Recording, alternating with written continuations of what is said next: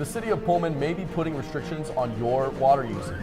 And we have updates on Brian Kober coming up right now on Murrow News 8. From the Northwest Public Broadcasting Studios on the campus of Washington State University, this is Murrow News 8. Good evening, I'm Xander Adams. And I'm Rachel DeAngelis, and welcome back to Murrow News 8. The Pullman City Council unanimously approves lawn watering restrictions. Murrow News 8 reporter Noelle Anderson has more. The restriction rules are designed to conserve water as the region's main water supply, the Grande Ronde Aquifer, continues to decline. So the new lawn watering restrictions in Pullman start when it's a little bit warmer outside during the months of June through September. Watering can only take place every other day. Addresses with even numbers can water on Tuesday, Thursday, and Saturday, and odd-numbered addresses can only water on Wednesday, Friday, and Sunday. Watering is only allowed during the season between 6 p.m. and 10 a.m. the next morning. In Pullman for Murrow News 8, I am Noelle Anderson. New documents have been filed in court regarding Brian Koberger trial. The documents filed on March 27th block the release of Brady Gilgio lists. These lists contain names and details of officers connected to the case. There is a current internal affairs investigation regarding an officer who is a witness in the case against Koberger. The material of the investigation may or may not be related to the current case against Koberger. Other documents released included Koberger's Google, Twitter, and even TikTok history, as well as an order to seal the search warrant for the King Road residence. WSU Spokane is introducing a new pediatric residency program. The WSU-sponsored program is a 3-year residency made possible by the Community Cancer Fund. 6 residents will be admitted each year to fulfill the Elson S. Floyd College of Medicine's mission to establish residency programs. WSU President Kirk Schultz delivered the annual State of the University address yesterday afternoon at the WSU Spokane campus. Schultz highlighted his vision for the future of WSU, and he is committed to continue to provide students with quality education, and also wants to work with local Native tribes, particularly where WSU has campuses, expanding collaboration with those communities. WSU Athletic Director Pat Chun testified before a House subcommittee meeting this morning and said that name, image, likeness endorsement in its current state is toxic for the university's students. Speaking on the state of NIL, Chun said, quote, "Although true NIL provides tremendous opportunities for student athletes, the existing environment consists of recruiting inducements, tampering, and ultimately pay for play, and is wrought with pitfalls and misinformation. This comes after several notable Coug athletes announced intentions to leave the school, including linebacker Francisco Mauigoa, transferring to Miami, and 3 men's basketball players that we will tell you about later in our sports segment. We're having another gloomy day on the Palouse. Ivy will have our weather report after the break, and I'm hoping she has some good news. And find out what ways you can be better prepared to walk into a room full of professionals. I'll show you this event in the Murrow College hosted today, coming up next on Murrow News 8.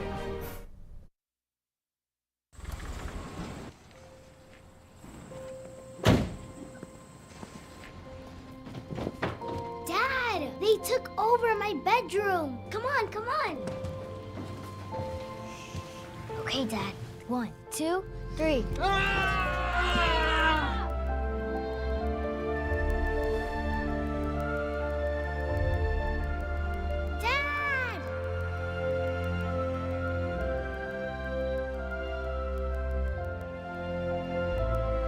You saved me. Dad? Are you okay? I'm fine, dear.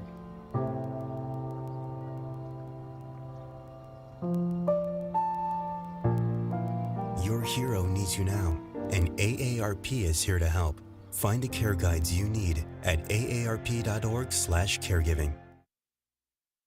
Free clothes? Well, I like the sound of that. Earlier this morning, I got to go to the Murrow College and see what it looked like. Let's take a look.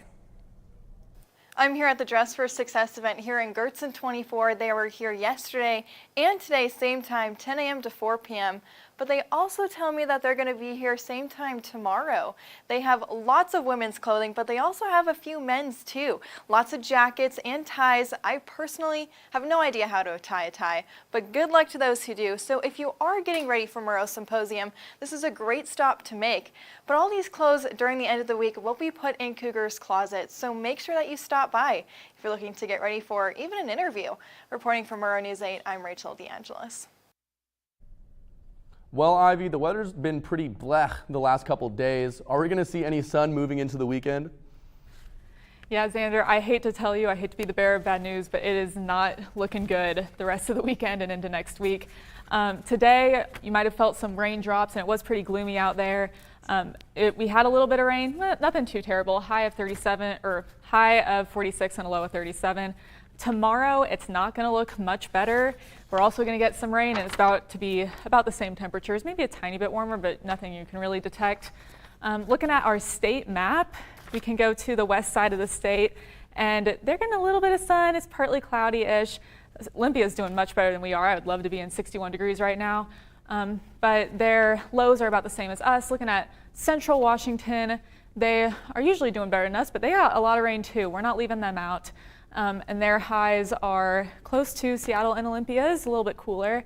And then looking at Spokane and Pullman, for the first time in like a while, Spokane is like 12 degrees warmer than we are right now, and they're not getting any of our rain, so I'm kind of jealous of them. But yeah, it's rain across the board for all of Washington. I don't know why we're looking to restrict lawn watering, because we're in Washington, we get water all the time. Let's look at our 5-day. And we talked about tomorrow, but we're going to get a little bit of sun Friday. You're going to have a little bit of your vitamin D taste, but the temperatures are not going to be getting much better. And then I hate to tell you, that rain is going to turn into snow for your weekend and into Monday of next week. I am sorry to be the bearer of bad news, but it's just going to get a little bit colder and a little bit snowier. That's all I got for you here at weather. Back to you guys at the desk. Thanks, Ivy. Coming up, we have an inside look at WSU's Pro Day yesterday. And we have updates on Cougar baseball. Stay with us on Murrow News 8.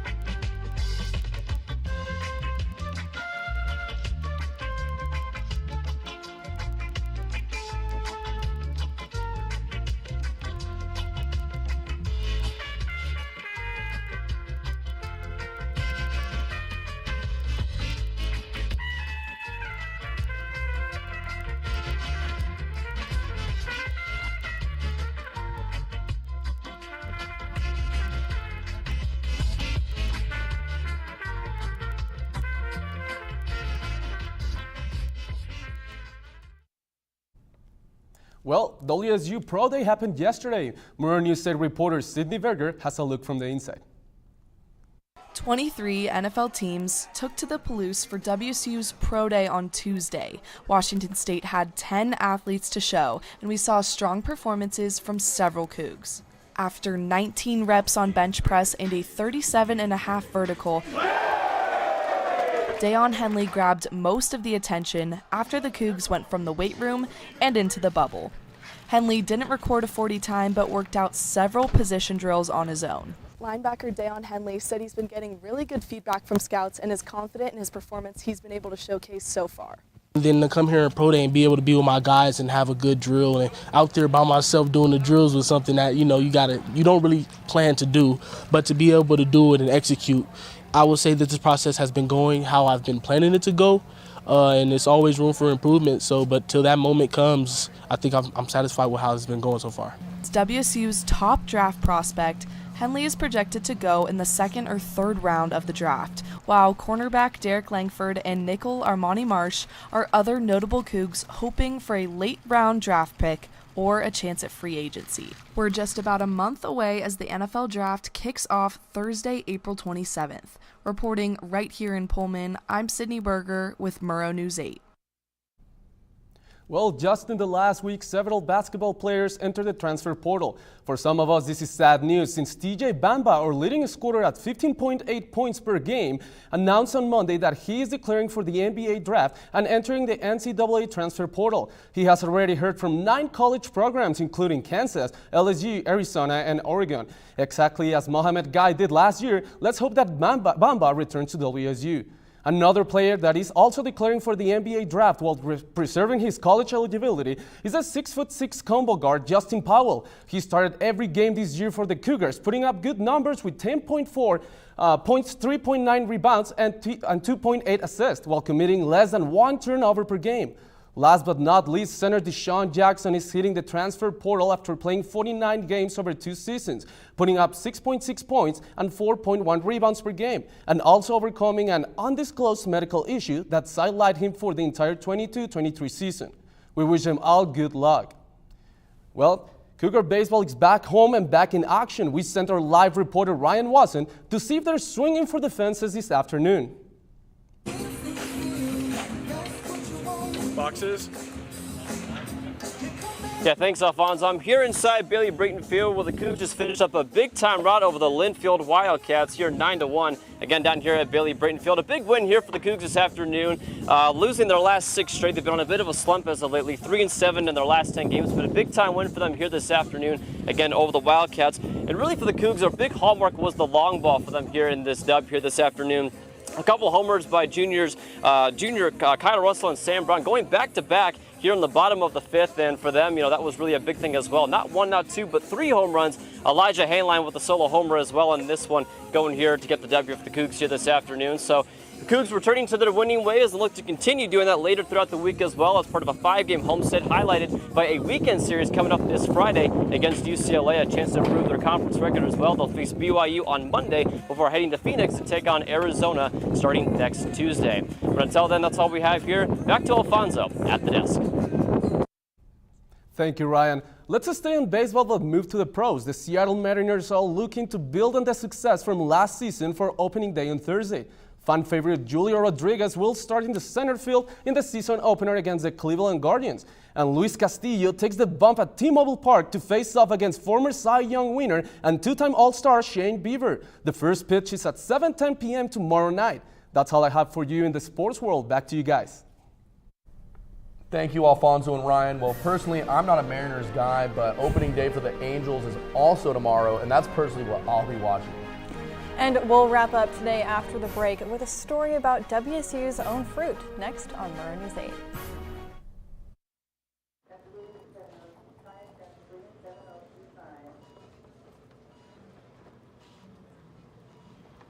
It's okay to be scared. You don't have to be so strong.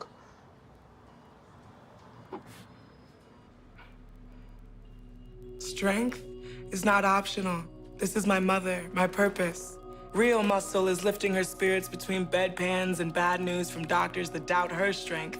Strength is buried in bills, managing meds, and swallowing those moments of, Mom, it's me, your daughter. Remember? My strength is super, but I'm still human, right? Look who's here. There she is. Thanks for your patience. Thank you so much. How you feel? If you're caring for a loved one, visit aarp.org/caregiving for care guides and community, or call 1-877-333-5885. According to Proprietary Variety Management, WSU's very own Cosmic Crisp apples are ranked the 10th best-selling apple nationwide. Chief Marketing Officer Catherine Grandy said that Cosmic Crisp apples are the first apple to exclusively grow in the Washington state for the soil and climate of Washington. Well, thanks so much for watching. Have a good night.